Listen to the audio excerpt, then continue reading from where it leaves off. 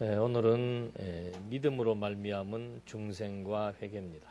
마이크 볼륨 조금만 더 올려주세요. 책 72페이지입니다.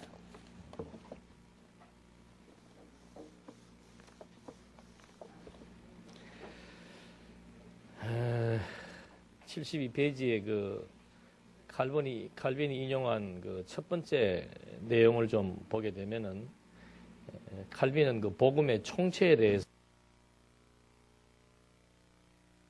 죄 사함에 있는 것으로 본다 그랬습니다. 그러니까 복음을 총합적으로 설명할 때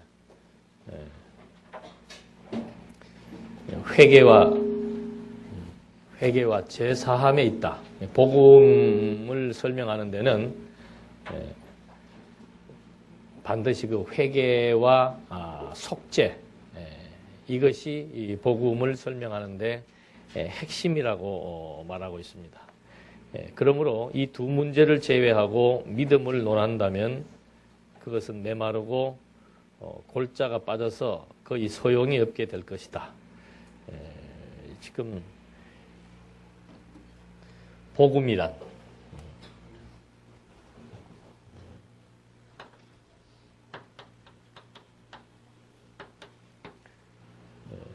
복음에 대해서 지금 칼빈이 설명을 하는데 칼빈은 이 복음을 설명하는데 제일 중요한 어떤 신학적 주제를 말한다면은 회개다. 중생에 의한 회개, 믿음에 의한 회개, 믿음으로 말미암는 중생과 회개.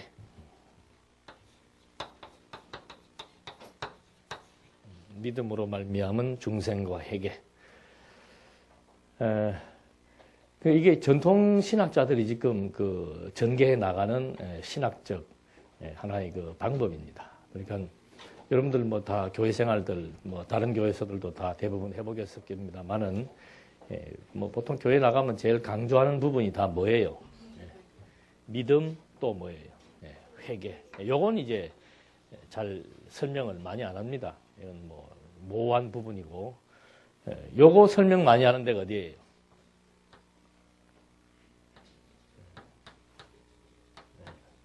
구원파.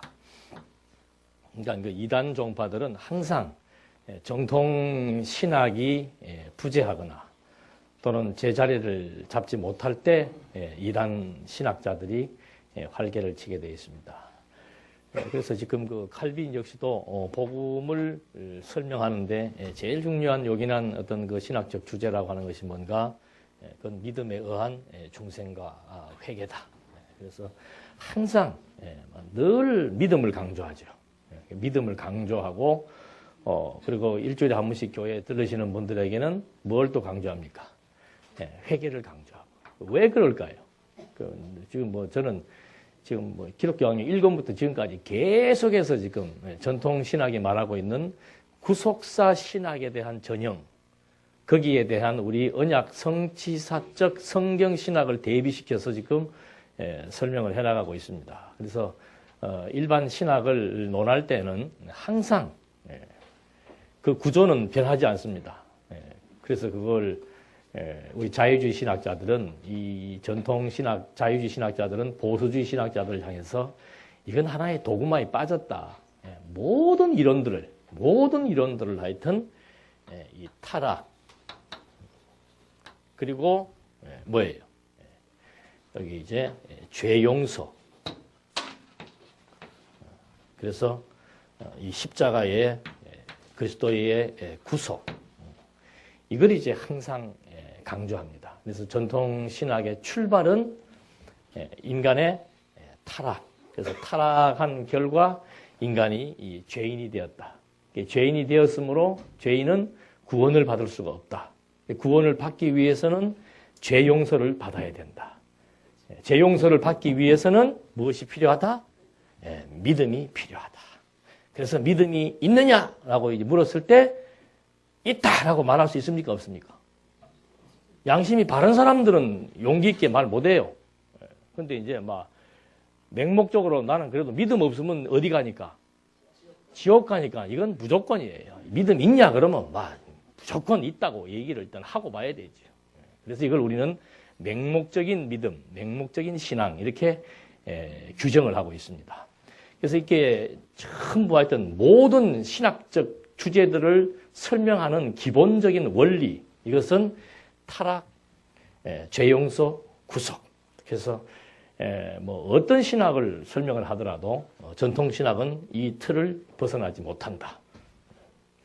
그러나 성경 신학은 항상 타락이라고 하는 것에 대한 필요성을 설명하게 되고, 그 필요성을 설명하기 위해서는 그 앞에 어떤 원리가 부과되어야 됩니까? 언약이라고 하는 것. 언약과 그리스도는 이 구속이라고 하는 것은 방법이라고 그랬습니다. 무엇을 이루기 위한 방법인가? 언약을 이루기 위한 방법이에요. 그렇기 때문에 우리는 그 언약이 나왔을 때는 구속을 통한 이게 성취, 이렇게 이제 설명을 하고, 타락도 마찬가지입니다. 타락도 어떻게 설명할 수 있습니까? 언약과 성취의 구조 속에서 타락을 어떻게 설명할 수 있습니까?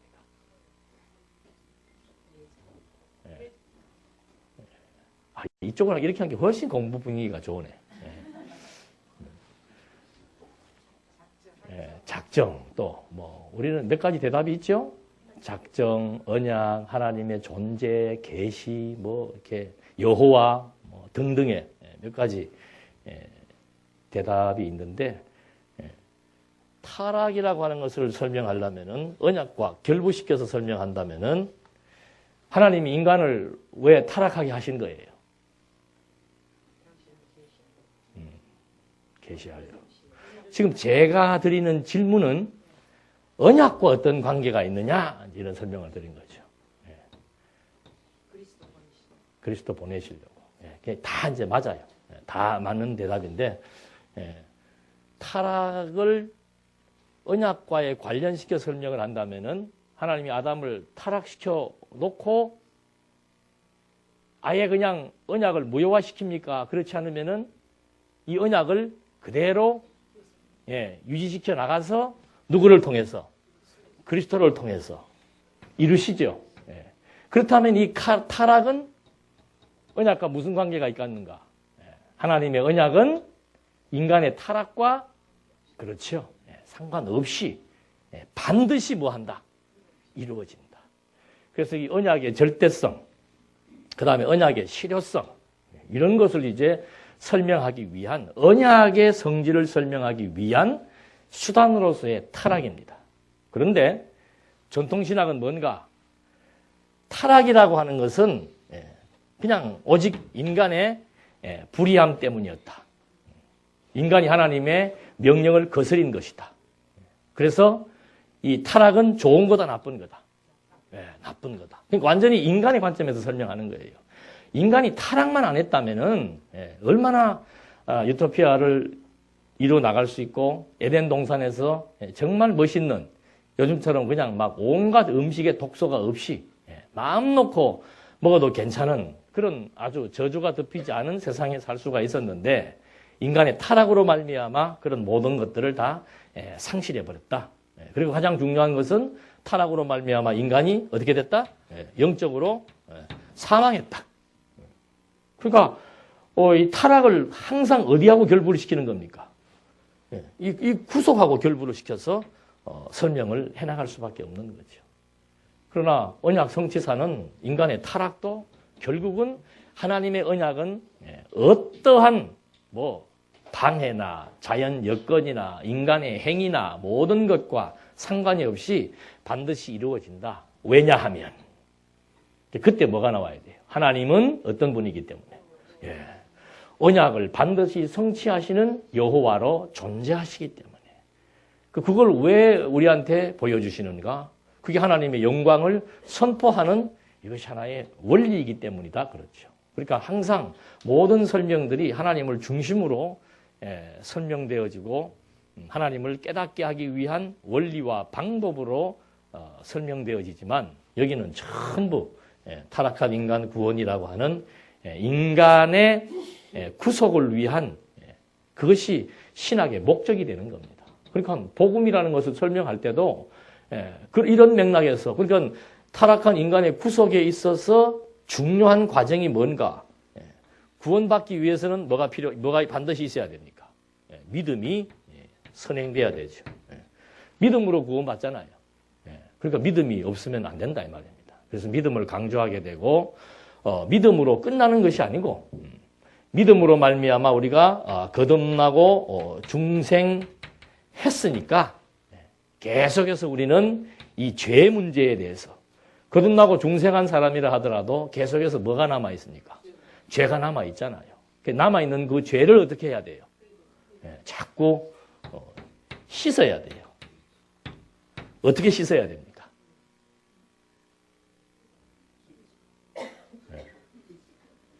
좀 알아듣게 얘기해 주세요. 방언으로 얘기하지 마시고.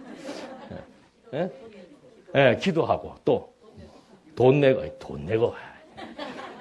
기도하고 예물을 드리고 회개에 합당한 뭘 드리라 그랬어요? 예물을 드리라 그랬잖아요. 돈, 예물. 또 한 가지가 있습니다.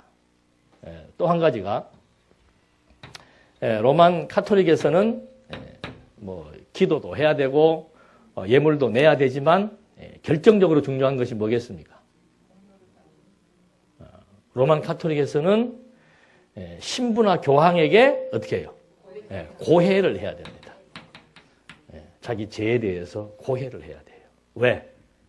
이 신부나 교황에게 죄를 사해 줄 수 있는 그런 권한을 예수님으로부터 받았다고 그들은 생각하기 때문에. 그러니까 그분들을 존경 안 할 수가 없는 거예요. 또 그분들 앞에서 주눅이 안 들 수가 없는 거고요. 그래서 또 그분들은 보통 사람하고 다른 복장과 다른 태도를 가져야 되고. 그 다음에 칼빈은 또 뭐라고 얘기했는가? 여기는 어떤 의미에서는 개인에게 지금 고해를 하는 겁니다. 근데 칼빈은 개인에게 고해하는 게 아니고 어떻게 해요? 책을 전혀 안 읽어보셨구만. 조금 읽어보고 오십시오, 이거. 칼빈은 대중에게 또는 회중에게. 그러니까 오늘도 이제 이렇게 강의 시작하기 전에 한 주일 동안 좀 안 좋은 죄 저지르신 분 계시면은 우리 요즘에 우리 보수신학은 혼자 앉아서 그냥 하나님하고 해결 보잖아요. 하나님 아버지 뭐 잘못했습니다. 근데 칼빈 때는 그것 갖고 안 된다 이거죠. 완전히 여기 서가지고 저는 지난 주일날 1,000원에 받은 물건을 10배로 폭리를 취했습니다. 여기서 고백을 해야 돼요.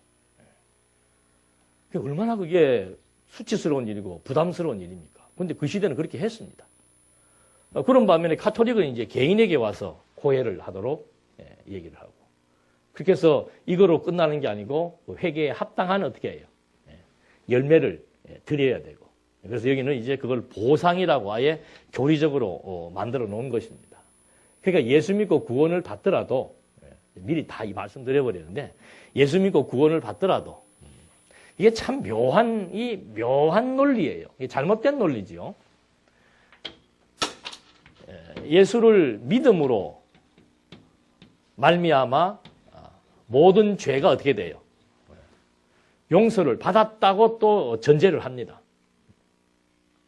그런데 카톨릭은 믿기 이전의 죄에 대해서는 용서받았다고 얘기를 하고 개혁주의 신학은 믿음으로 말미암아 과거, 현재, 미래를 다 용서받았다고 얘기를 하고 그럼에도 불구하고 카톨릭은 믿기 이전의 죄만 용서를 받았으니까 믿고 나서 저지르는 죄에 대해서는 어떻게 해야 돼요? 반드시 이런 통로를 거쳐서 용서를 받아야 됩니다. 그리고 여기서는 말로 해갖고 안 됩니다. 내가 저지른 죄가에 대해서 응분의 판결을 받습니다. 그래서 여러분들 그 가톨릭 신자들 그 버스 타고 가면은 계속 뭐 해요? 그 사람 죄진 사람이라. 계속해서 지금 신부가 그 고해성사 했을 때 당신은 사도신경 1000번 외워. 이래 봐가 돈 좀 있으면은 돈으로 해결해버리고 돈 없으면 이제 몸으로 때워야 돼. 1000번씩 이렇게 외워야 돼요. 그래서 이렇게 얘기를 하는데 우리 개혁주의 신학은 뭐라고 얘기하는가 하면 다 용서를 받았는데 이미 다 용서는 받았지만 그래서 여러분들이 항상 어떤 글을 쓰거나, 글을 읽거나 어떤 강의를 들을 때 이 무슨 만자가 들어갈 때는 신경을 곤두세워서 들어야 됩니다. 이건 앞뒤의 내용이 지금 앞에서는 이랬는데 뒤에서는 아니다 그런 말이거든요. 근데 이건 그렇게 되면 대부분의 내용들이 일관성의 문제에서 여기에서 문제가 발생하게 되는 겁니다. 그래서 우리 개혁주의 신학은 과거, 현재, 미래의 모든 죄를 다 용서받았지만 그래도 내가 살면서 저지르는 죄에 대해서는 뭐 해야 된다? 날마다 어떻게 해야 되니까? 죽어야 되니까. 그래서 그 부분에 대해서는 지속적인 회개가 필요하다. 이렇게 말을 해서 계속해서 회개를 강조하게 되는 겁니다. 그렇다면 당장 우리는 무슨 질문을 할 수 있습니까? 예수님께서 지금 믿음으로 말미암아 과거, 현재, 미래의 죄에 대해서 어떻게 했다? 다 용서해 줬다고 지금 성경은 분명히 얘기를 했는데 허구장창 와갖고 앉으면 또 용서해달라, 용서해달라. 예? 그게 말이 맞습니까? 틀립니까? 그렇다면 예수님의 그 용서라고 하는 것이 도대체 어디까지가 용서고 그 용서가 정말 실효성이 있는 것인지에 대한 근원적인 문제를 제기할 수 있다 이 말이죠. 근데 이제 또 다른 문제는 뭔가? 다 용서함 받았다. 회개가 필요 있다 없다? 다 용서함 받았으니까 회개가 필요 있어요 없어요? 예. 그래서 회개합니까 안 합니까? 이건 우리의 문제예요. 예. 다 용서함 다 받았는데 뭐 회개할 거 있어요 없어요? 없다. 또 있다. 예. 그럼 깨닫는 거하고 회개하고 어떻게 차이가 나요? 죄인이라는 거 다 알잖아. 그걸 어떻게 깨달아요 맨날. 난 죄인입니다. 나는 죄인입니다. 그러나? 그리스도를 통해서. 지체니까. 그 회개를 한다는 거예요? 안 한다는 거예요?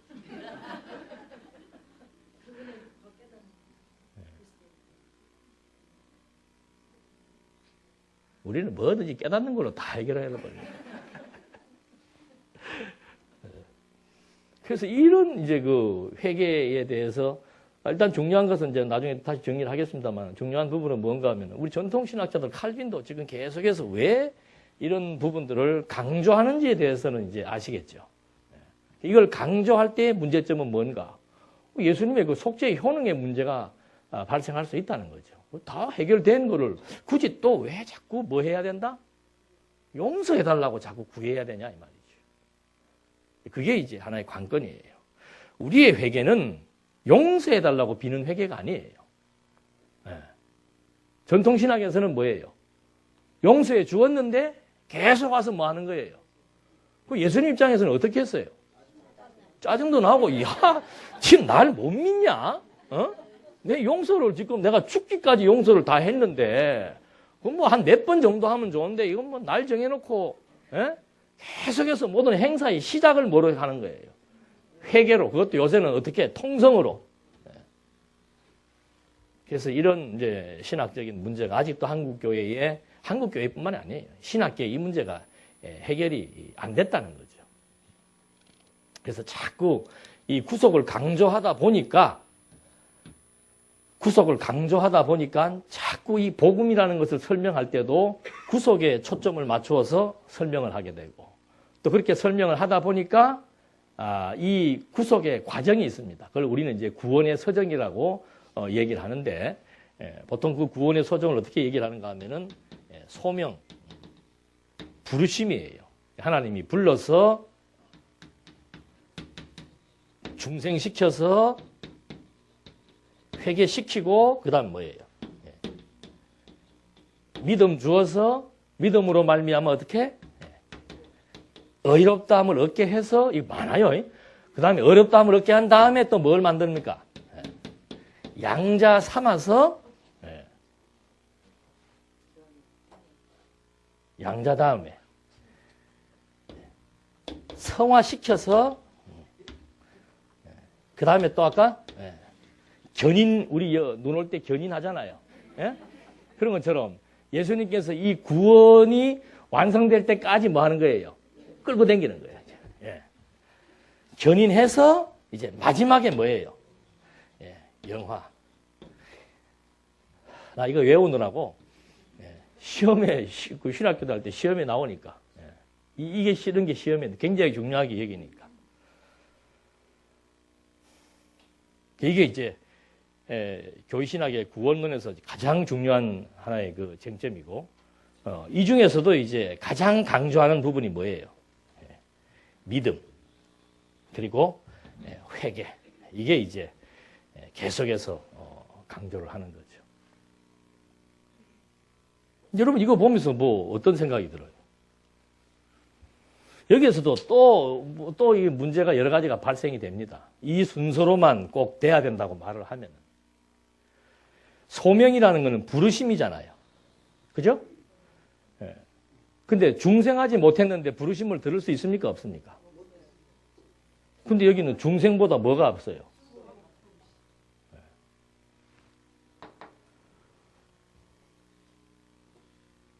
그럼 뭐 그런 뭐 부분들뿐만이 아니에요. 그러면 뭐 의롭다함을 얻는다는 이것도 역시 마찬가지로 이미 부르셔서 거듭나고 중생한 자는 이미 뭐예요? 양자예요, 양자.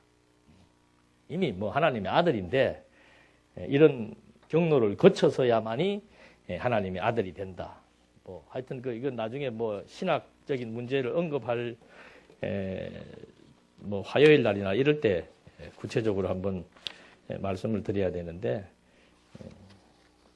이 뭐 회개도 마찬가지고 믿음이 없는데 방향 전환이 가능합니까 안 합니까? 그러니까 칼빈은 회개보다 뭘 앞세운 거예요? 믿음을 앞세운 거예요. 근데 전통신학에서는 회개 뒤에다가 믿음을 놓은 거예요. 그러니까 돌이켜서 믿는다는 얘기죠. 근데 돌이키려면은 뭐가 있어야지? 믿음이 있어야 돌이키죠. 뭐 이런 아까 중생과 소명에 대한 문제, 믿은 후에 이때 이제 믿고 난 후에 어떻게 되는 거예요? 의롭게 된다는 거죠. 그러면 믿기 이전에 중생은 의로운 겁니까? 어렵지 못한 겁니까? 어렵지 못한 거죠. 그러니까 이거 벌써 지금 보면 문제가 있습니까? 없습니까? 문제가 있죠.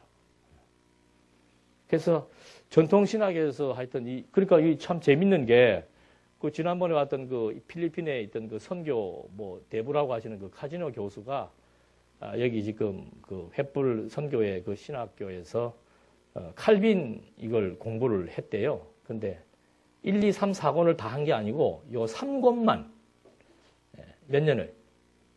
3년을. 근데 아니 3권만 왜 3년을 했냐 했더니 자기도 모르겠대요. 그냥 3권만 3년을 시키더래요. 왜 그랬을까요? 3권이 뭐가 나오니까? 구원에 관련된 내용이 나오니까. 이것이 신학에서 가장 뭐하다고? 중요하다고 생각을 하니까. 그래서 복음을 총체적으로 설명하는 데 있어서 이 믿음에 의한 중생과 회개가 가장 중요하다고 칼빈도 말하는 거죠. 이건 벌써 이 신학적인 어떤 그 분배에 있어서도 맞지 않는 얘기예요. 모든 신학의 출발은 뭐 제일 신학에 대해서 제일 출발은 전부 뭐로부터 시작하는 겁니까? 이 신론이 제일 중요한 거죠. 신론이 다예요. 신론이 다. 여기는 구원론을 가장 중요하다고 설명하는 것. 신론을 중요하다고 여기는 것은 하나님의 계시적 관점에서 신학을 하는 입장이고, 구원론을 중요시 여기는 것은 타락한 인간을 구원하는 거니까 인간학적 관점에서 신학을 연구하는 것이고, 그래서 이 근본적인 차이가 있다는 것, 이걸 우리가 이제 확인할 수 있습니다. 그래서 우리는 복음을 총체적으로 설명한다면은 이렇게 어떤 구원과 관련된 하나의 주제들을 가지고 설명하려는 게 아니고 성경 그대로예요. 성경 그대로. 그래서 뭐 행정도 성경이고, 뭐 이 월요일 날 이제 뭐 지도자 협의회가 모이고, 우리가 전통적으로 해왔던 총회를 초월해서 이제는 새로운 성경에 근거한 어떤 회를 구성해야 되겠다. 근데 그 특징 중에 하나가 뭔가? 그 특징 중에 하나, 근본이 뭔가 하면은, 총회 그러면은, 총회에서 제일 중요하게 여기는 게 뭐예요? 여러분들은 뭐 총회 잘 모르시니까, 총회에서 제일 중요하게 여기는 게 뭡니까? 헌법이에요, 헌법. 국가에서 제일 중요하게 여기는 게 뭐예요? 법이에요, 법. 법 없으면 안 된단 말입니다. 그래서 모든 회합이나 또는 국가에서 전부 국가의 안녕과 질서 또는 교회의 안녕과 질서를 위해서 전부 법을 만들어서 그 법에 의해서 나라를 다스리고 법에 의해서 교인들을 다스려 나간다는 거죠. 근데 체제개혁의 핵심은 뭡니까? 없애면은 어떻게 하겠다는 거예요? 그렇죠. 제가 이번에 신문에 이제 그 기고를 하려고 그걸 준비를 하다가 하나 봤는데, 뭐 세계 전체가 다 그러진 않겠습니다만은, 그래도 우리가 알고 있는 국가들 중에서 헌법을 쓰지 않는 나라가 하나 있더라고요. 어디겠습니까?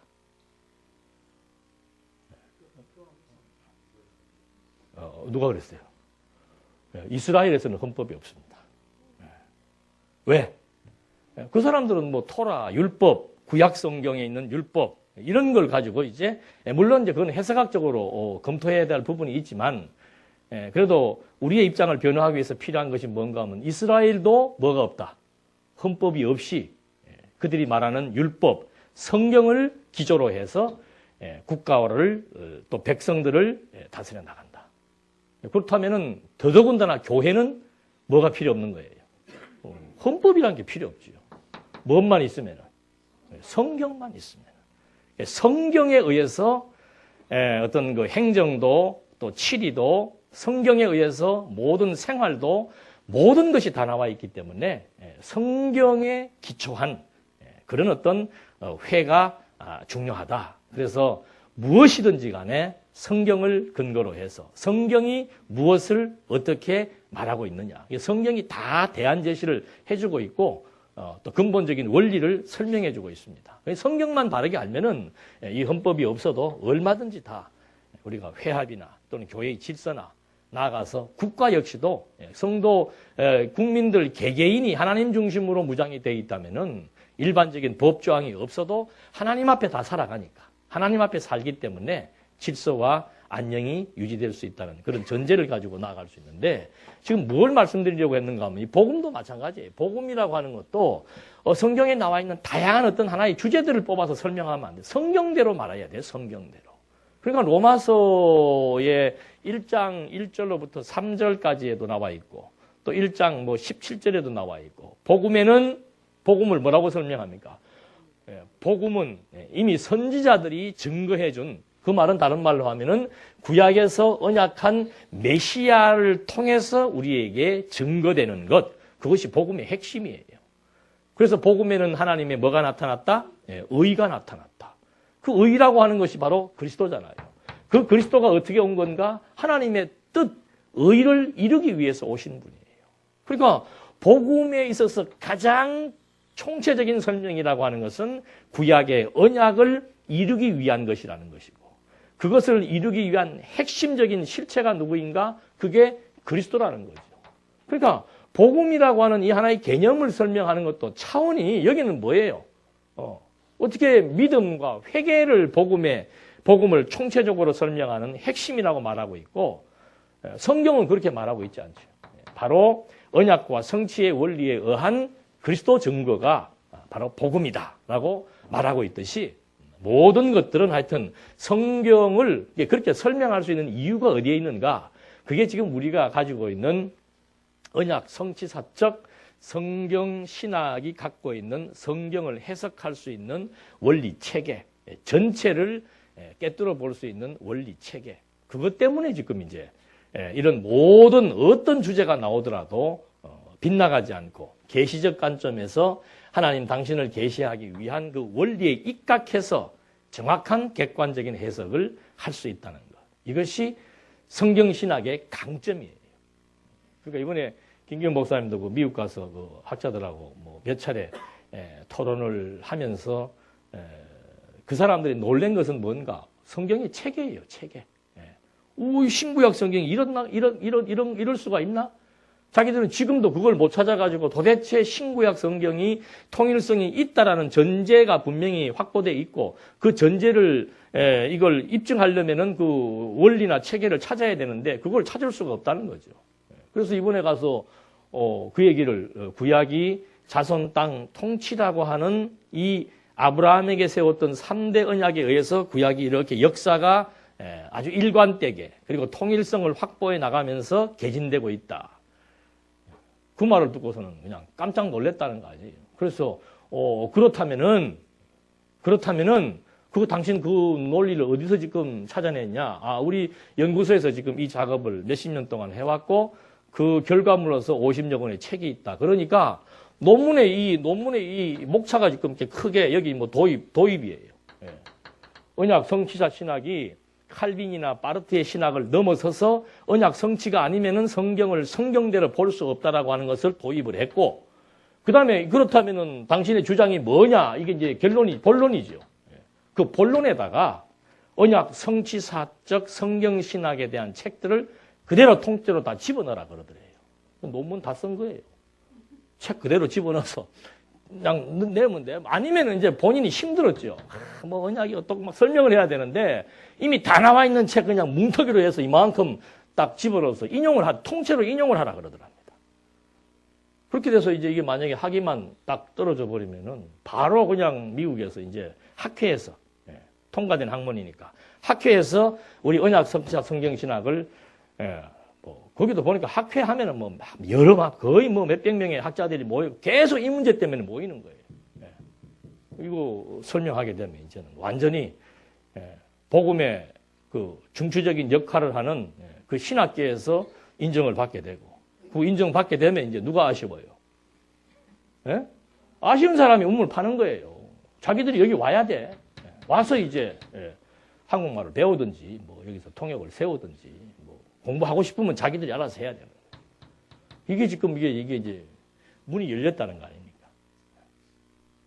그래서 우리는 지금 이런 강좌 시간이 필요한 이유도 뭔가 하면은 혼자서는 이게 좋은 건지 나쁜 건지를 몰라요. 항상 우리는 상대적 존재이기 때문에 대비가 돼야 돼요. 비교가 돼야 좋고 나쁜 것, 빛과 어둠이 서로 상대적 관계 속에서 있어야만 빛은 어떻게 설명할 수 있고 어둠을 어떻게 설명할 수 있듯이 신학도 마찬가지예요. 그동안 우리가 성경신학에 대해서만 계속해서 어떤 체계를 잡아왔다면은 이제는 뭐 공부하는 학습 방법도 물론 일개 지도자들만 그렇게 공부할 게 아니고 이제는 모든 사람들이 다 그렇게 공부를 해서 진짜 이것이 어떻게 다르며 왜 이것이라야 되는지에 대한 확고한 이론적인 정립이 선행되지 않으면은 우리들 스스로가 신앙생활 하는데 열정이 안 생기는 거죠. 처음에 몰랐던 것 잠깐 알 때는 막 그 몰랐던 것에 대한 지식적 욕구의 충족에 의해서 기쁘고 즐겁고 신나고 하지만 이것이 벌써 한 몇 년이 지나면은 타성에 젖어버리고 만성화되어 버립니다. 그러면 뭐 그 말이 그 말이고 전혀 그 말이 아니에요. 아까도 보십시오. 뭐 타락에 대한 설명 우리가 한두 번 들었습니까? 언약과 타락 그 말이 그 말 같지만은 또 설명하기 나름이란 말입니다. 보는 관점에 따라 다르고 그렇기 때문에 이런 어떤 대비적 관계 속에서 분명한 차이점들을 우리가 확인하지 못하면은 실제 우리의 삶 속에서 열정이 안 생긴다는 거죠. 그래서 지금 칼빈도 굉장히 뭐 신학적 진보를 했습니다만은 구원에 관련된 부분에 있어서 이렇게 많은 이제 미숙함을 가지고 있습니다. 그 다음에 이 회개에 있어서 또 하나의 문제는 뭔가 하면은 일단 여기서 지금 중생의 믿음으로 말미암은 중생과 회개라고 하는 주제를 잡아놓고 중생에 대한 설명이 거의 없습니다. 그냥 바로 회개로 넘어가 버리는 거예요. 근데 우리는 중생이 뭐예요? 중생이. 여러분 그 성경적 기독교에 보면은 중생인 나오잖아요. 그거 이제 가서 또 읽어보십시오. 공부는 조금 귀찮게 해야 돼요. 가서 책도 좀 찾아보고 다시 한 번 더 읽어보고 그래야 안 잊어버린단 말입니다. 중생이라는 거. 그 중생이란 거에 대해서는 성경적 기독교 인간론에 들어가면은 자세하게 다 설명이 되고 있습니다. 그래서 간단하게 말씀을 드린다면은 중생이라고 하는 것은 전제가 뭔가 이미 사망이 전제가 된 거죠. 영적인 사망, 영적인 사망을 했기 때문에 그리스도의 씨로 말미암아 어떻게 되는 거예요? 다시 태어나는 거죠. 죽었던 영혼이 다시 이제 태어나는 것. 무엇에 의해서? 그리스도의 씨, 그리스도의 기운, 생명의 기운이죠. 그것에 의해서 다시 이제 영혼이 살아난 것입니다. 영혼이 살아난 상태가 바로 자유예요. 그러니까 영혼이 죽었을 때는 어디에 종속된 겁니까? 부자유스럽습니다. 사단에게 종속되어 있는 거예요.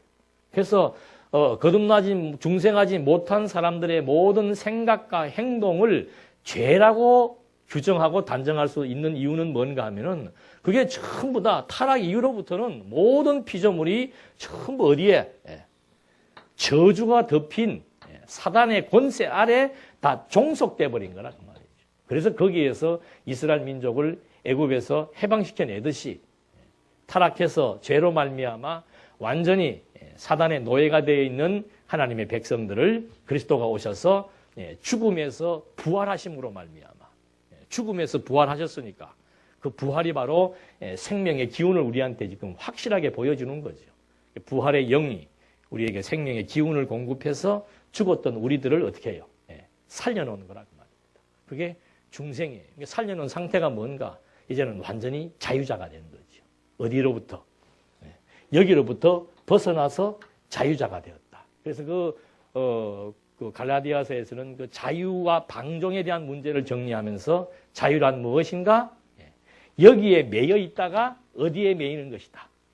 그리스도에게 매이는 것이다. 그러니까 일반적인 그 국어학적인 국문학적인 자유의 개념은 뭐 스스로 자자니까 내 마음대로 이제 한다는 것을 자유라고 생각합니다만은 성경이 말하는 자유는 뭔가? 사단에 매여 있다가 하나님에게 매이는 것. 그리스도의 지체가 되어져서 진정한 평안을 누리는 것. 그것이 자유지요, 자유. 그래서 우리를 갖다가 우리는 자유자다라고 얘기하는 겁니다. 자유의 개념이 뭔가? 이제는 완전히 내 영혼이 거듭나고 중생해서 그리스도의 뜻과 생각과 사상을 같이 뭐 할 수 있는 것. 공유할 수 있는 것. 그게 자유자예요. 여러분 자유자죠? 자유자라는 것은 뭔가? 이제는 우리의 생각이 달라져 버린 거예요. 생각이 달라지고 사물을 보는 판단이 달라지고 해석이 달라지고 누구 중심으로? 사단에 종속되어 있다는 건 또 다른 말로 하면 완전히 인간이 육체의 본성의 노예가 되어져서 생각하는 것, 일하는 것, 행동하는 것, 그게 모든 것들이 다 육체의 어떻게 뭐에서 소욕에 의해서 행해지는 그런 사단의 노예의 상태였다면은 이제 자유자라고 하는 것은 뭔가? 뭐 먹는 것도 누구를 위해? 이거 완전 그게 자유자예요. 먹는 것도 생각하는 것도 판단하는 것도 해석하는 것도 완전히 이제는 그 틀이 머리가 누구니까? 머리가 그리스도니까. 그리스도 중심으로 이제 모든 해석과 판단과 뭐 사고와 이런 정신 기능 그게 이제 완전히 다 달라져 버린 거죠. 그래서 뭐 우리 인간 설명할 때 이런 그림 많이 우리 그렸잖아요. 이런 그림도 없어요. 일반 학문에서는.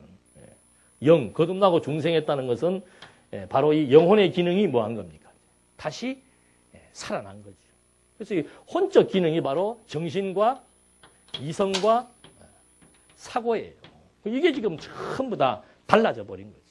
근데 이제 아쉬운 것은 뭔가 하면 이게 그냥 한 번에 어떻게 했으면 좋겠어요. 한 번에 그냥 예수님에게 딱 어떻게 합체가 되어가지고 그냥 한꺼번에 딱 변화가 되었으면 우리는 막 이렇게 앉아서 공부할 필요도 없고 바로 그냥 신선이 되어가지고 모든 것들을 다 넉넉히 이기고 뭐 정말 이해하고 사랑하고 뭐 완전한 어떤 상태에서 살아갈 수가 있는데 아쉽게도 우리에게 뭐가 남아 있어서 근데 우리는 아직도 우리는 영혼을 사랑하기보다는 뭘 사랑해요? 그래서 이제 이 지배를 받는 거죠. 이제 회계 문제도 이거하고 다 결부가 되어 있습니다. 회계 문제도. 그러니까 칼빈도 이 부분 정도는 알죠. 중생을 얘기하는 것은 우리가 중생했다 이렇게 됐다는 것이 이제 이렇게 아주 구체적으로 말씀드리면 이제 우리의 정신 세계, 그 다음에 이성, 사물 판단이죠. 사리를 분별하고 판단하는 거, 그 다음에 생각하는 거, 이게 모든 것들이 이제는 농도의 차이는 있지만 그래도 그리스도를 중심으로 생각을 한다. 그럼에도 불구하고 바울의 고백입니다. 그럼에도 불구하고 나는 어떤 자로다? 왜? 아직도 내게 나를 사로잡는 뭐가 있으니까? 육체의 소욕, 죄의 법이 지금 자꾸 나를 지배해서 때로는 나로 하여금 강팍하게, 때로는 나로 하여금 막 욕심을 부리게, 때로는 나로 하여금 그냥 막 뭐 이렇게 주어진 현실 속에서 만족하지 못하게 그런 부분이 있어요, 없어요? 있어요. 참 바울같이 그런 대단한 사도도요, 참 잘 삐지더라니까. 그 뭐 자기 좀 힘들고 아플 때 그 마가가 그랬나? 별로 마음에 안 들게 혼자 가버린 게 그 다음부터 마가 안 보잖아요. 그럼 돼요, 안 돼요? 그 우리도 위로가 되는 거야, 그게. 바울도 보면은 뭐 그렇게 위대한 큰 사도도 자기가 고생할 때 먼저 휙 가버렸다고. 가버릴 수 있어요, 없어요? 누가 가게 하면은. 바울이 그걸 알았겠어요, 몰랐겠어요? 알았죠. 그래서 바울이 나는 참 어떻다? 괴롭다 이거죠. 어떻게 누가 좀 나를 좀 이 어리석고 유치한 이런 정신과 이성과 사고의 기능에서 나를 좀 이렇게 확 뽑아서 좀 이렇게 확 좀 터져서 멋있는 좀 인간으로 살고 싶은데 좀 안 되겠냐? 그거 아니에요? 근데 바울이 내가 한 법을 뭐 했노라? 깨달았노라. 하나님이 왜 나에게 아직도 육체의 옷을 입혀서 죄의 법으로 사로잡히게 하시는지를 내가 알았노라. 그게 로마서 모르겠어요. 찾으세요. 네. 7장인가 그 마지막 부분에 마지막 절에 보면 나와요. 아, 이것이 내게 뭐다? 은혜라고 바울이 설명을 하는 거예요. 로마서 7장 23절, 25절 보면은 이제 나는 도리어 이런 죄의 법이 나를 사로잡는데 그리스도로 말미암아 하나님께 감사하리로다. 무엇이 감사한가? 마음으로는 하나님의 법을, 육신으로는 죄의 법을. 그러니까 내게 두 마음이 있다 이 말입니다. 그러니까 하나님이 성령이 강하게 역사할 때는 정신과 이성과 사고의 기능이 그리스도를 쫓아서 그리스도의 생각과 일치된 가운데서 생각하고 판단하고 살아갈 수 있는 것이고, 또 한쪽에서 육체, 죄의 법이 나를 사로잡을 때는 어리석고 무모하고 또는 참 미숙한 모습들이 나타나는데 이게 바로 그리스도의 뭐다? 은혜다 이 말입니다. 그러니까 바울은 그런 이제 이걸 보고 이제 칼빈은 봐라. 바울도 그러니까 우리는 날마다 뭐 해야 된다? 회개해야 된다고 강조를 하는 거고. 강조점을 거기에 두는 거죠. 근데 바울은 어디에다가 방점을 두었는가? 회개라는 것에 방점을 두는 게 아니고, 아, 하나님의, 이게 참 하나님의 뭐다? 은혜다. 그래서 바울이 그 후반부에 디모데서나 이런 거 보면은 막 자기를 뭐라고 평가하는 겁니까? 나는 죄인의 괴수다. 왜 그런 말을 감히 쓸 수 있는가? 그럼에도 불구하고 하나님이 나를 어떻게 사도로 또 의롭다고 또 나를 거듭나고 중생시켜서 하나님의 친백성을 삼으셨고 그 선한 일에 나를 써주신다라고 하는 그것이 도리어 그리스도께 감사하다라고 고백을 하는 거죠. 그러니까 이 관점에 따라서 이게 완전히 해석이 달라질 수 있는 거란 말입니다. 그래서 출발점이 어디예요? 지금 이렇게 말을 하던 출발점이 어디예요?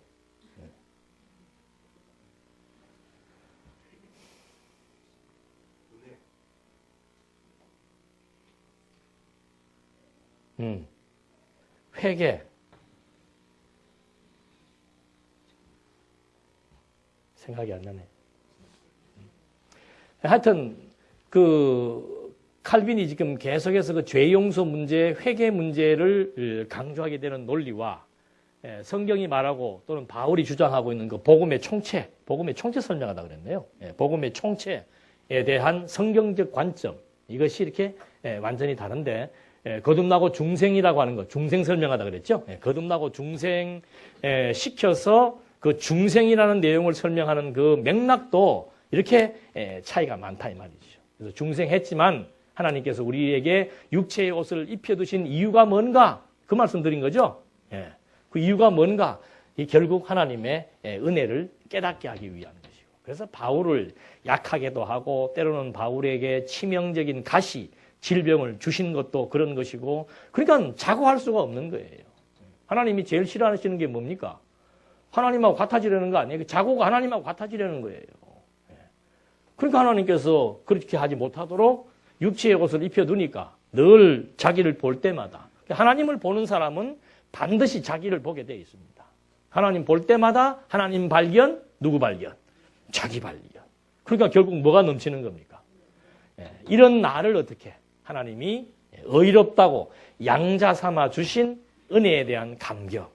이것이 우리들로 하여금 더욱더 성령의 소욕, 그리스도의 뜻을 추구하며 살아갈 수 있도록 만들어 나가는 동기가 되는 거죠. 그래서 회개라고 하는 것이 어떤 죄 용서를 막 촉구하는 그런 부분이 아니고, 성경이 말하는 바울이 강조하고 있는 그 회개의 모습은 뭔가? 은혜에 대한 감동이에요.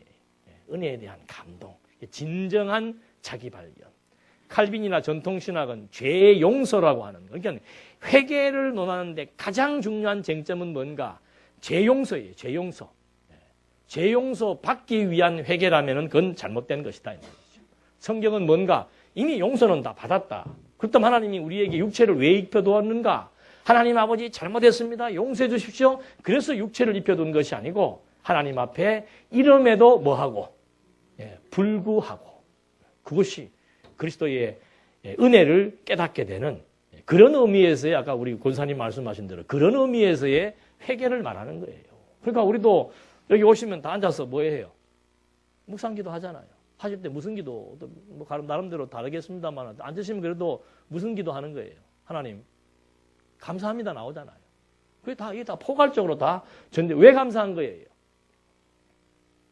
나 보면은 감사하잖아요. 우리들 스스로 보면은. 그러니까 하나님 아버지 참 감사합니다. 내가 이렇게 사는 것이 당연한 것이 아니고, 정말 하나님이 나와 함께 해서 나도 지켜주시고 우리 가정도 지켜주시고 이 진리의 말씀도 깨닫게 해주시고 가치관의 변화도 일으켜주시고 비가 오나 눈이 오나 말씀을 사모하게 해주시고 그것을 위해서 살아가게 하시는 거.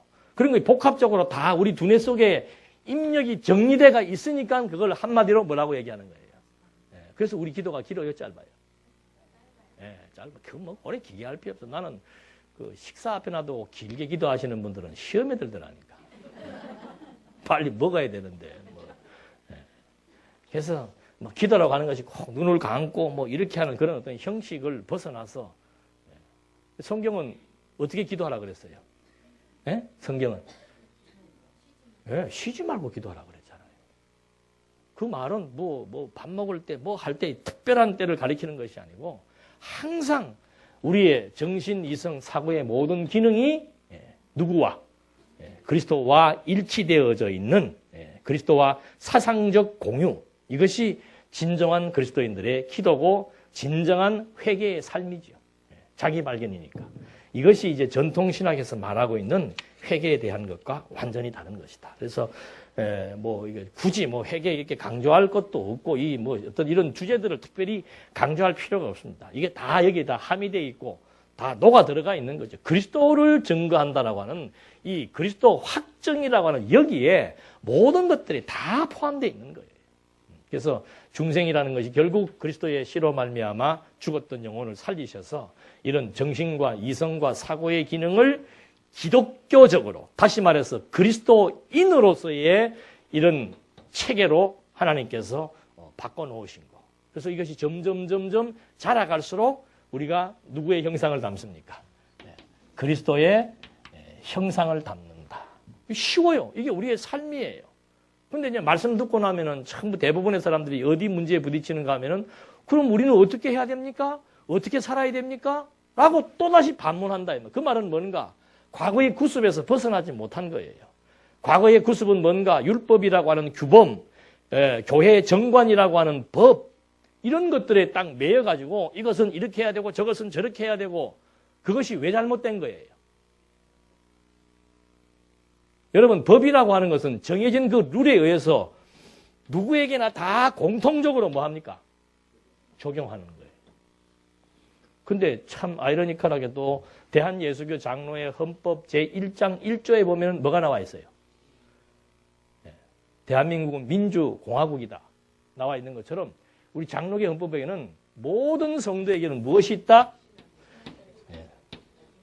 이게 무슨 말인가?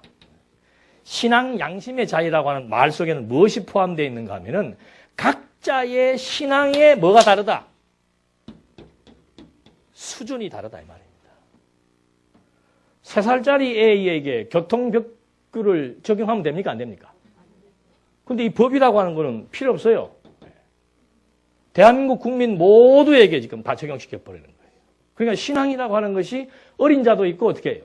장성한 자도 있는데 일관된 적용 이런 것들이 법이 가지고 있는 하나의 폐단이라 그 말이죠. 그래서 성경은 그냥 신앙 양심의 그 수준을 인정해 주는 거라 그 말입니다. 그래서 우리 어떻게 살아야 됩니까? 다른 거 없어요. 어떻게 살아야 됩니까? 라고 할 때 그 목표 이상은 그리스도예요. 그리스도의 형상. 그러니까 기독교 윤리의 이상은 뭔가? 그리스도의 형상을 닮아가는 거예요. 아이고 그렇게 막연한 얘기가 어디가 있습니까? 그리스도의 형상을 닮아간다는 게 뭔가를 구체적으로 몰라서 그런 질문을 하는 거죠. 여러분들 말씀 공부하고 나서 깨닫고 나면 뭐부터 달라져요? 정신체계 달라지잖아요. 이성하는 판단 기준 달라지고 가치관 달라지고 그것이 그리스도의 형상을 닮아가는 거예요. 그러니까 우리의 행동은 반드시 가치의 비중에 따라서 행동하게 되어 있단 말입니다. 그럼 내가 여기에 가치를 두면은 그것을 위한 행동을 하게 되어 있는 거죠. 그래서 선한 가치, 세속을 초월한 초월적 가치 이런 것들이 진리의 말씀에 의해서 기독교 사상으로 우리가 정신과 이성과 사고가 무장이 될 때 그때 이제 변화되어지는 것을 우리는 성경적 용어로 하나님 그리스도의 형상을 닮아간다 이렇게 말하는 거예요. 그러니까 뭐 어떤 룰을 정해놓고 이렇게 삽시다 그게 아니에요. 진리의 말씀에 의해서 정신, 이성, 사고의 기능들이 완전히 그리스도의 체계로 변화될 때 그때 이제 점진적인 형상의 변화, 우리의 삶의 태도, 방식 이런 것들의 변화도 함께 나타날 수밖에 없잖아요. 오늘 길도 미끄럽고 날씨도 안 좋은데 여기를 왜 나오신 거예요? 그게 형상이에요, 형상. 그러니까 우리는 형상 그러면 나타난 모양, 이미지를 얘기하는 게 아니에요. 내면 세계를 말하는 거예요, 내면 세계를. 그냥 뜨끈뜨끈한 방에서 TV를 보는 것보다는 그래도 움직이고 나와서 성경을 공부하는 것이 내가 좋다 나쁘다. 그게 그리스도의 형상을 닮아간 거예요. 그럼 오늘 집에 있는 분은 나빠요, 좋아요? 그걸 우리가 인정을 해줘야 된다니까요. 오늘 집에서 아이고 날도 이런데 집에서 뭐 보자? 생중계로 보자. 생중계가 좋아요? 여기 오는 게 좋아요? 이런 대답을 하는 데는 여기밖에 없습니다. 99.9%의 모든 교회에서는 비가 오나 눈이 오나 그래도 어디에 나와라? 하나님의 집에 나와라. 내 집에 있는 것보다는 하나님의 집에 나오는 것이 놀아도 어디에서 노는 것이 이거 노는 분들 많이 계시더라니까. 여기서 노는 게 훨씬 낫다 이거죠. 그건 미신이에요, 미신. 주술적인 신앙이죠, 그런 거. 그래서 뭘 나무랄 게 없습니다. 그냥 하나님께서 나를 어떻게 내 신앙적 수준에 따라서 하나님이 나를 키워나가시는데 그 키워나가는 모델이 바로 뭔가? 그게 그리스도의 형상이라는 거죠. 그래서 이 칼빈이 이런 부분들 이걸 이제 칼빈은 아주 하나의 규범화시켜서 그리스도의 형상을 칼빈은 성도의 생활이라고 해서 그 생활을 강조하기 위한 규범이 바로 뭔가? 그게 도덕법이에요. 도덕법. 도덕법. 그래서 도덕법을 구약에 있는 도덕법을 그걸 이제 계명이라고 얘기를 하죠. 그 계명을 뽑아내 가지고 그 계명대로 사는 것이 성도의 생활이고 그다음에 그리스도의 형상을 닮아가는 생활이고 날마다 십자가를 지고 고난의 삶을 사는 것. 이것이 이제 나중에 또 그런 부분이 나옵니다. 십자가를 지는 생활, 고난의 삶에 대한 생활. 그런 것도 우리가 이제 확인을 해봐야 되는 거죠. 그래서 그런 부분들을 칼빈은 이제 생활적인 면을 강조하는 거. 근데 우리는 생활적인 면을 강조하기 이전에 이게 하나의 체계입니다. 그냥 하나님 알면은 점진적인 변화가 일어나게 되어 있는 거예요. 무엇에 의해서? 두려움에 의한 변화냐, 은혜의 감동에 의한 변화냐. 칼빈은 두려움에 의한 변화를 얘기하고 있고 성경은 바울은 뭐라고 얘기하는 거예요? 은혜의 감동에 의한 변화죠. 차이가 엄청난 거예요. 그러니까 교회에서 자꾸 회개를 강조하면서 회개하지 않으면은 뭐예요? 벌 받는다고 나오는 거예요. 그래서 두려움을 갖게 하는 겁니다. 그러니까 성도들의 마음이 여러분 가정도 보십시오. 애들을 막 힘으로 제압을 해서 두렵게 해서 애들을 공부시켜서 지금 살아가고 있는 그 A의 표정하고 그 부모의 사랑에 감동해서 살아가고 있는 A의 표정하고 같아요, 틀려요? 완전히 다르잖아요. 그러니까 신앙이라는 것도 마찬가지예요. 두려움에 의해서 막 얽매여서 끌고 가는 것이 아니고 계속해서 하나님 앞에 우리를 발견케 해서 정말 하나님의 은혜가 무엇인지를 깨닫고 그 본질이 무엇인지를 깨닫고 그 은혜에 감동하면서 살아가게 하는 것. 이것이 기독교 윤리를 우리에게 정확히 말해주고 있다는 것. 그래서 이 전통신학의 생활 방식, 그 다음에 윤리 사상과 성경신학적 기독교 윤리의 사상은 아주 근본 출발점부터가 다르다는 거죠. 우리도 가끔 그런 생각 들 때가 있잖아요. 너무 은혜만 얘기하니까 사람들이 잘 말을 들어요, 안 들어요? 기독급에 있는 분들이 이제 그런 생각 많이 하죠. 그래서 말 잘 듣게 하려면 뭐가 제일 빠릅니까? 조건부. 그게 인과응보예요. 상선벌악, 인과응보, 조건부. 아니면 채찍. 그거는 막. 그러니까 일반 교회에서 막 일사불란하게 움직여 나가잖아요. 일사불란하게. 근데 그거는 완전히 억압하는 것이고 그게 사실은 부자유지요. 공포심리를 유발시켜서 행동하게 만드는 것. 그건 진정한 자유를 도리어 그들이 가로막아 버리는 거예요. 주신 자유를 지도자들이 도리어 가로막고 다시 어디로? 율법의 노예 생활로 끌고 가는 바리새인과 똑같은 행태인 것을 우리가 알고 있습니다. 그래서 여러분들 그 회개에 대해서 지금 중요한 부분들을 비교 설명했고 또 한 가지는 이 지금 칼빈의 이 그 회개에 대한 문제를 여러분들이 책을 읽어보시면 조금 혼란스러워요. 무슨 말인가? 회개라고 했다가 회심이라고 했다가 이게 막 혼란스러운데 칼빈이 회심이라고 하는 것은 단회적입니다. 단회적. 이건 개종을 의미하는 거예요. 예를 들자면은 바리새인들 또는 그 우상을 숭배하던 이방인들이 예수님이 왔을 때 예수 믿고 어떻게 해요? 회개하는 거죠. 그건 돌이킨다. 방향전환이에요. 그 그거는 회심으로서 단회적인 것이고 회개라고 하는 것은 뭔가 아까 말씀드린 대로 반복적입니다. 늘 진리의 말씀에 의해서 하나님 앞에서 은혜를 깨닫고 감동하며 자기 반성을 통해서 더욱더 은혜의 영광을 찬송하는 이것은 반복적이고 지속적인데 회심이라고 하는 것은 그건 단회적이다. 근데 칼빈은 회심과 회개를 구분하지 않고 그냥 하나로 묶어가지고 어떤 거는 회심에 속하는 내용도 있고 어떤 거는 회개에 속하는 내용도 이걸 그냥 한꺼번에 묶어서 설명을 하니까 이 칼빈의 이론을 들을 때 굉장히 혼선을 빚게 되는 경우가 너무 많았다는 거죠. 그래서 이 회심과 회개를 우리는 정확하게 이해를 해서 회심은 아예 그냥 단회적인 겁니다. 돌아서는 거. 여기 구원의 서정에서 말하는 이것도 회심이에요. 회심. 그래서 그런 부분들이 이제 차이가 난다라고 하는 거. 그래서 회심과 회개에 대한 차이점. 여러분들이 그 책 보시면 이제 이런 어떤 구조적인 설명만 들으시고 책을 보시면은 이 말은 여기에 해당되고 저 말은 저기에 해당되는데 이래서 이 말을 했고 저래서 저 말을 했구나라고 하는 것을 알 수가 있습니다. 그래서 일반적으로는 자꾸 이제 그 회개를 하나의 수련의 신앙 성숙을 하게 하기 위한 수련의 방법으로 채택을 해서 전통 신학자들이나 전통적인 교회에서는 자꾸 교인들을 훈련을 시킨다는 거예요. 훈련이 아니 무슨 코끼리도 아니고 우리가 동물원에 서커스단에 있는 짐승도 아니고 뭘 자꾸 훈련을 시켜요. 훈련을 시키기는 우리 인간은 이성적인 존재인데 정신과 이성과 사고의 기능을 바꿔 놓아야 되는 것이지 어떤 육체적인 어떤 기능적인 기술적인 훈련에 의해서 우리를 기독교인으로 만들어 나간다. 그리스도의 형상을 닮아가게 한다. 이 논리 자체가 완전히 잘못된 것이죠. 그래서 우리가 말씀하는 이유도 말씀을 깨닫게 되면은 하나님이 어떤 분이신 줄 알게 되고 알아지는 만큼 이제 비교하는 거예요. 세속적 가치, 신령적 가치, 육체의 소욕, 성령의 소욕. 육체의 소욕에 매인다는 것이 불편함을 느끼게 된다 이 말입니다. 영혼이 중생하지 못할 때는 불편하지가 않아요. 근데 거듭나고 중생한 영혼은 그 중생한 영혼의 농도가 자꾸 이렇게 성장할수록 육체의 소욕에 매이는 것 자체가 불편해지고 피곤해지는 거예요. 그러니까 해요, 안 해요? 싫어져서 안 하는 거라 이 말입니다. 싫어져서. 저도 가끔 뭐 친구들 어떻게 한 번씩 만나면은 뭐 괜히 뭐 목사라고 티내는 거 그래서 같이들 술들 한 잔씩 이렇게 하면은 그냥 뭐 같이 건배도 했다가 약한 술이면 한 잔 마시기도 하는데 옛날에는 과거에는 취하는 게 좋았어요. 대부분 다. 그렇죠? 남자분들.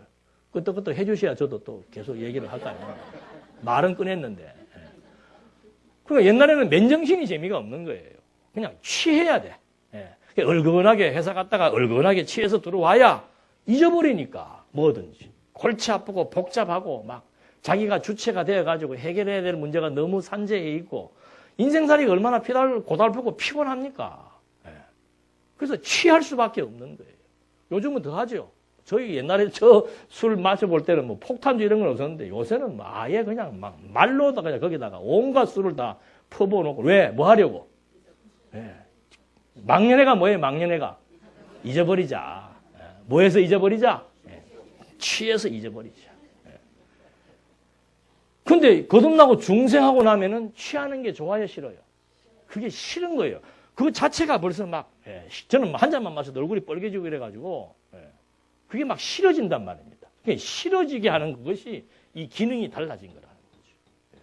그래서 술도 싫어서 안 마시게 되는 거고, 담배도 막 냄새나고 몸에도 안 좋다고 싫으니까 안 하게 되는 것이지, 훈련에 의해가지고, 기독교인들은 이거 끊어야 됩니다.